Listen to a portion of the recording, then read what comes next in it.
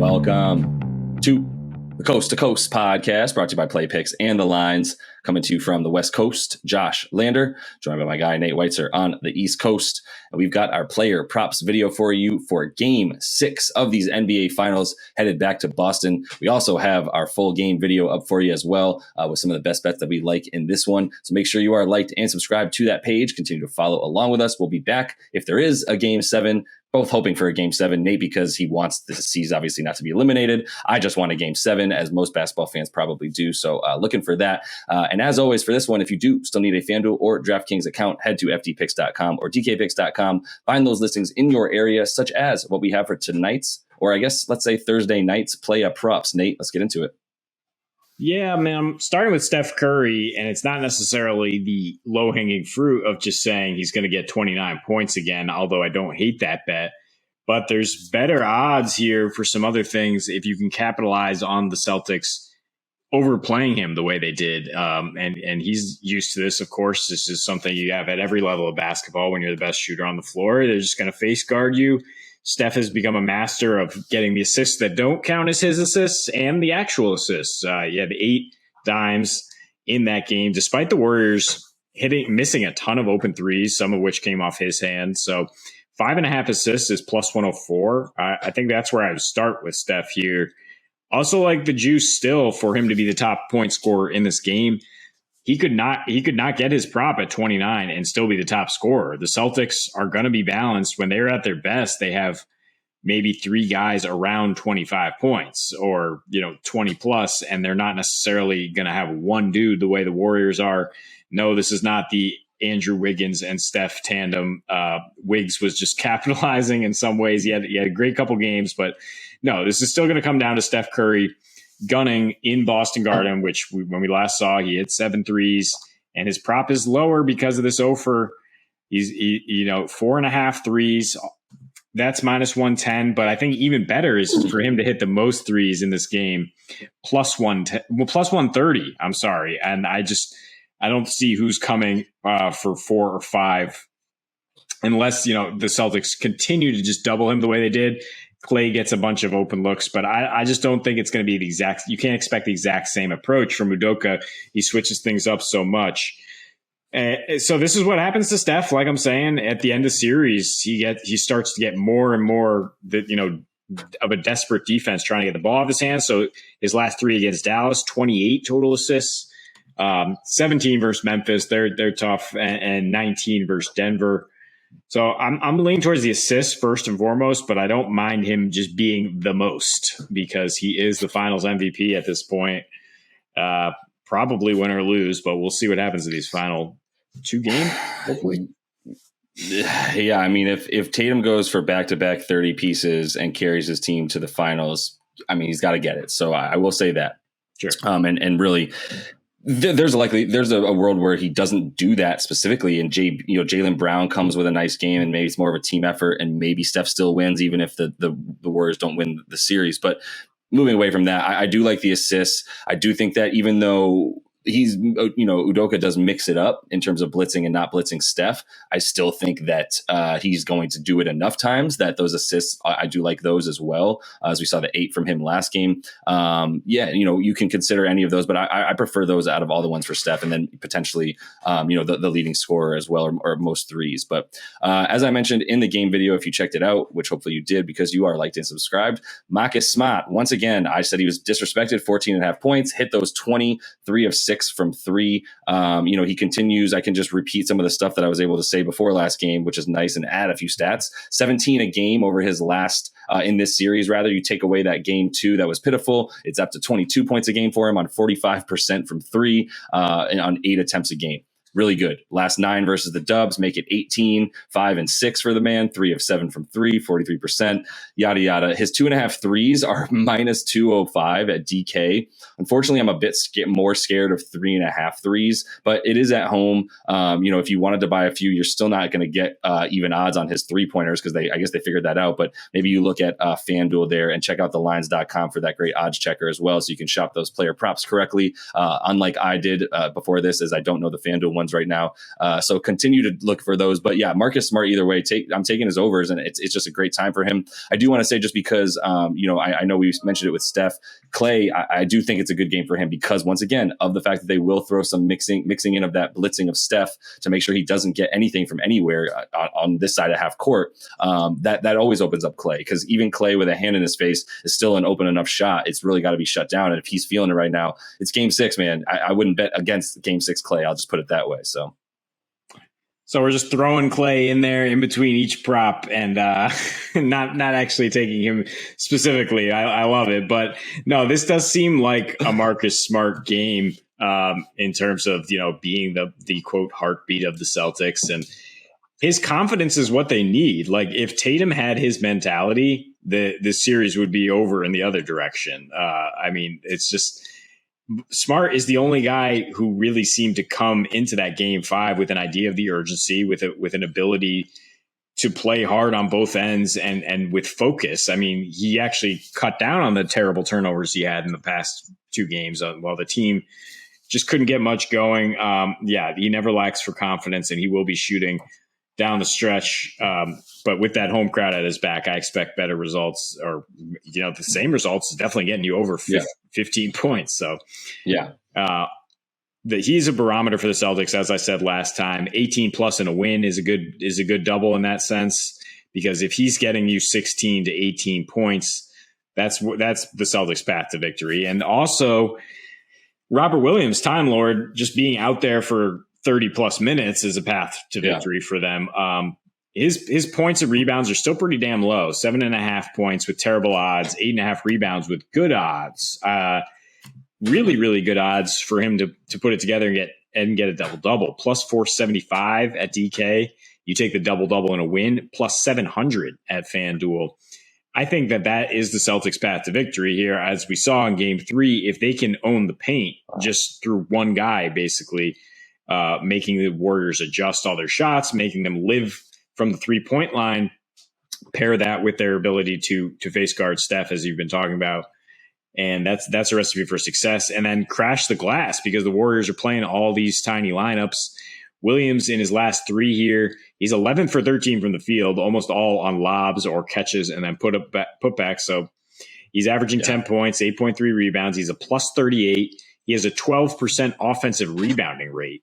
And, the Warriors slightly worse rebounding on the road in these playoffs. And so I think he's definitely due for either 10 points or 10 rebounds, which he's done in 5 straight home games here in the playoffs. So betting either of those or betting on the double-double with that kind of juice you're getting seems like a great option to me. Yeah, it seems like a game theory for sure. I mean, I do worry about the one of them sometimes with him, but I still think his props are good. Obviously, the juice is worth definitely the squeeze on the double-double and a win. I do see that happening for them, as we've been saying, we like them to win. So the 30 minutes he got, I know it seems like sometimes he's a bit hurt and hobbly, but the 30 minutes he got, as you mentioned, they're still super impactful, and he's keeping them out of the paint as best he can. I would say Wiggins is obviously putting on a really good show on the boards as well. But let's finish things here with Draymond under. I got to look at his PRA, points, rebounds, and assists combined, 21.5.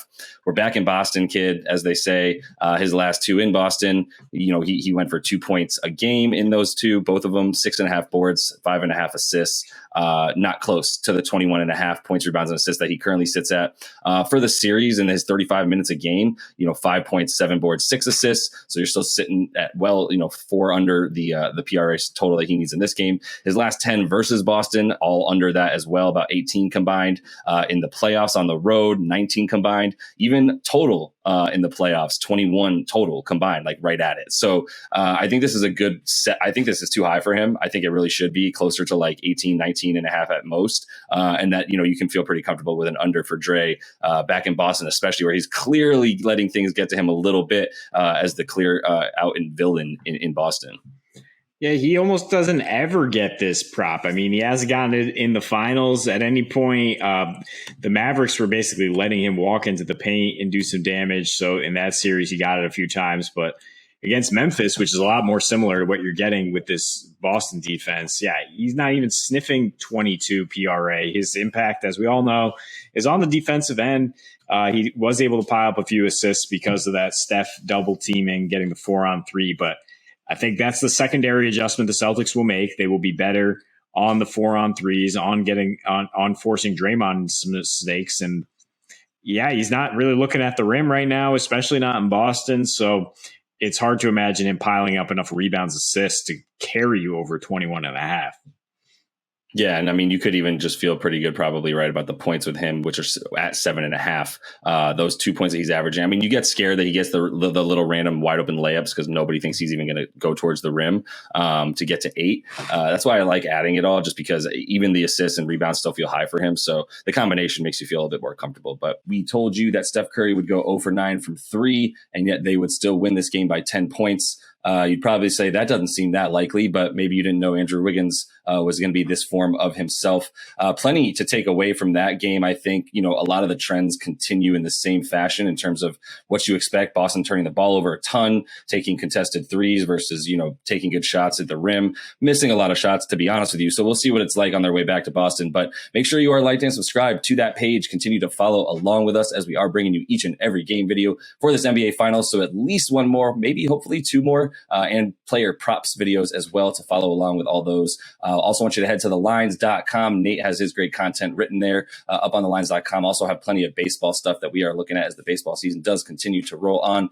And as always, if you do still need a FanDuel or a DraftKings account, head to fdpicks.com or dkpicks.com. Find those listings in your area, such as what we've got for Game 6. Nate, let's get into it. Yeah, the Celtics no longer perfect after a loss. Still favored here in Game 6, -3.5. Because we do always expect this series to go 7, and we expect the refs to be a little bit more favorable in Boston. I think it might surprise people for me to say that I don't think the officiating was biased in any way in Game 5. I see a lot of complaints from people, I guess mainly because I have Boston Twitter on my feed. But I thought that it was just a complete lack of energy and focus from the Celtics from jump. And it was just like Jalen trying to carry them in the first quarter, in the first half, per usual, just like, I got this. And he did not have it tonight. And it was just very, very indecisive, as Van Gundy pointed out. The Celtics offense continued that malaise from the fourth quarter of Game 4 and right into this entire game, basically, accepting, of course, that weird Game 3 anomaly, which is just kind of a microcosm of how this whole series has gone, right? Like, all of a sudden, the third quarter, which the Warriors had owned with a 60.6 net rating, the Celtics outscored them 35-21 in the third before that Poole buzzer beater. 134 offensive rating, 77% true shooting. And then right in the fourth quarter, in the very same game, Josh, 83 offensive rating, 47% true shooting. You now look at their last 2 fourth quarters. They're shooting 30% from the floor. 21 of their 36 shots are threes. They're shooting 28% of those. They have 8 turnovers. The Warriors have 2. And a -39 net rating with a 42% rebounding rate, not even boarding up at that point. People have pointed out fatigue being a factor for Tatum as far as a bailout in some ways for why he can't finish these games. And it definitely affects Rob Williams, who seems to re-aggravate his knee every single game, bless his heart. But that all being said, I just can't really expect the Celtics to come out flat again. This team, with their record after a loss, I would expect them to at least come out strong. And the first quarter line at 1.5, I would take the Celtics there. I would take neither team to lead wire to wire at -135. I think there will be ebbs and flows in this game. The Warriors, their MO so far in these playoffs has been, we'll close them out at home. I mean, it's a different situation when you're in Game 6 in the finals, and Steve Kerr tried to guarantee it, I think, in the post game, that they are not coming back for a Game 7. So I do expect the Warriors to have their full effort tonight. And as you mentioned, getting a 0 from Steph for the first time in 223 games and you still win has to be a big confidence boost. But the Celtics, I don't think they're going to do much to change how they're guarding Steph. They have to face guard him. They have to blitz him. Can't let him do what he did in game 4 and get loose like that. Where they have to be better is just in individual matchups when the ball's rotated to Clay and Wiggins in particular, and shutting off Draymond, who really struggled in Boston to do his thing. So I think they will be able to make those adjustments. I think it will be a defensive game again, where one team at least just comes up with huge droughts that help you go under at 210. I would continue to look at that. Not really sure which team will have the drought, but these are the two best defenses out there. And so far, I mean, you look at each quarter parceled out, and somebody's going to struggle badly for one of those. Yep. That's what you can rely on for sure. I continue to hit the unders. I took a little bit of an alternate under in this last game as I was super confident in a lack of points. So that's that last spread or total rather sat at, I believe, 211.5 was where it ended and where it really was most of the time ahead of game 5. And I took that at 205.5. Felt good about that. Got it. It ended at 198, as we know. The other thing that I'll just start with, just because it's like, whoa, this is great. I'm definitely going to hit this as soon as we're done with this video. 53.5 points is the total for the fourth quarter here. Let me make sure I've got that right.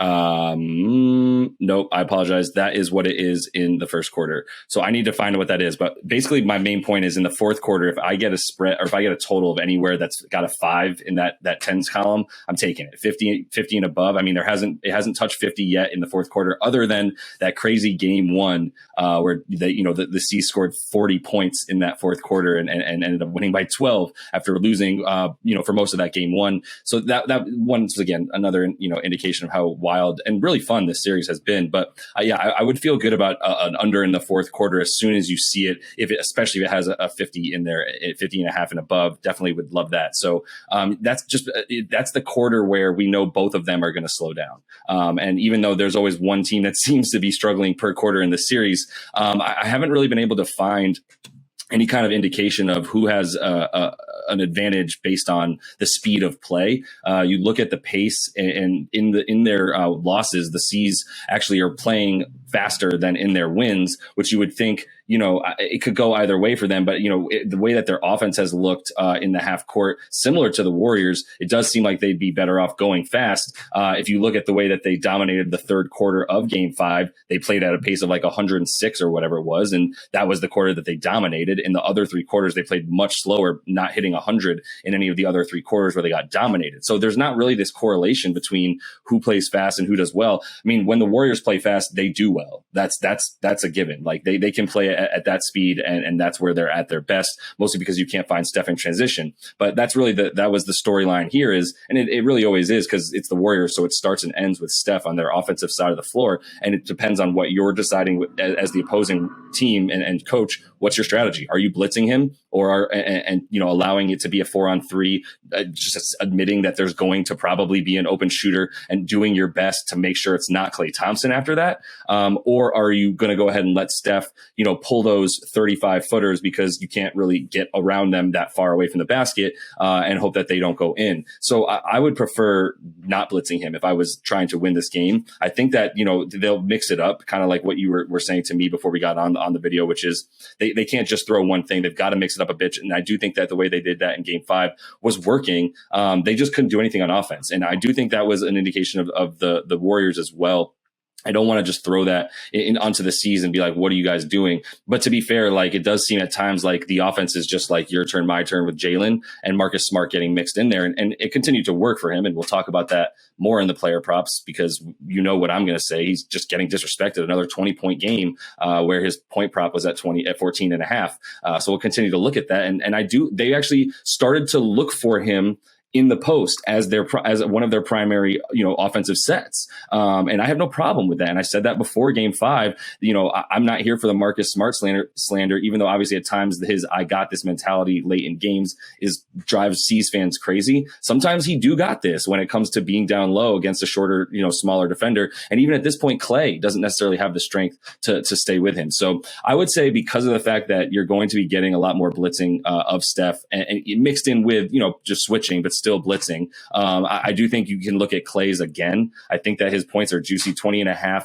plus 100. It's game 6 Clay. It's on the road. I would feel really good about him hitting that and even maybe take 4.5 threes for him and just get ahead of that. He went 5 for 11 in this game. And that's why I know we'll probably talk about some props, but you consider Steph's assists. I would even consider Draymond's assists, although I do like under for a lot of things with him. We'll see what they are. I don't really like it if it's like 7. Maybe if I got it down to 5 or something like that and parlayed it with him. I just think that, once again, that increase in blitzing of Steph does mean that you'll see, a bit more opportunity for Draymond to get the actual assist there.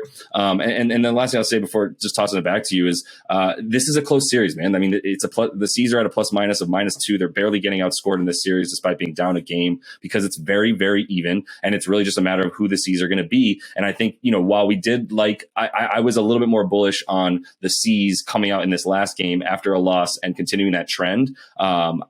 I know you weren't. I think there's no reason to flop on that. I'm going to stick with it and bet green again in this game. Yeah, I think you stick with it in that sense because that's been the Celtics' MO. And I don't know why they just came out with just this complete malaise, but I think the energy that they'll be able to play with, the force, they keep talking about playing with force. And like you're saying, the Warriors did that down the stretch. That's a big reason why the Celtics are so terrible in the fourth quarter. But I think you'll see more of that Rob Williams, pogo stick action that defined the game 3 with this huge rebounding advantage and points in the paint advantage for the Celtics, feeding off the energy of the crowd. I think we will see a Marcus Smart game, to your point.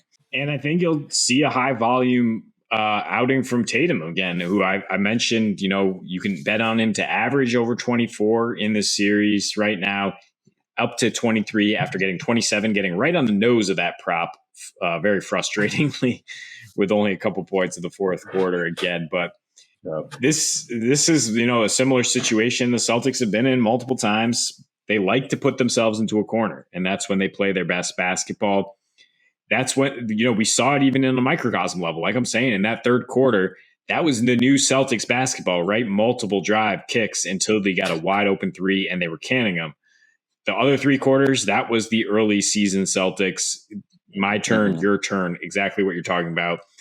And it just came back to haunt them because the Warriors were able to get into them. I don't think that that's going to continue. I think the Celtics offense will be efficient at home for the first time, and there's a chance they run away with it. I'm not necessarily saying bet that, but if you do like this trend to continue and for the series to extend, Warriors in 7 at plus 145, I would get ahead of that. Then you already have your stake on the game 7 on Sunday. And Steph, I don't necessarily expect him to light it up again, but plus 540 for him to have 6 threes in the win. It's kind of the path to victory for them, even though, yes, they just had 0 threes and beat the Celtics. I think they're in Boston. They're going to need 5 or 6 threes from Steph minimum and need him to play heroic. Also the 30 plus or 35 plus. That's what they would need in order to make this happen. But I do think the Celtics play good enough defense to keep the series alive. Yeah, and I think it's a good call. I think if you do want to go Warriors to win, which I do not, just throwing this game theory out there, if you wanted to go with Warriors to win, then you know what that means on the road, right? It means Steph, probably Clay. You can look at them to score a ton of points. It means you're getting a great game from Draymond.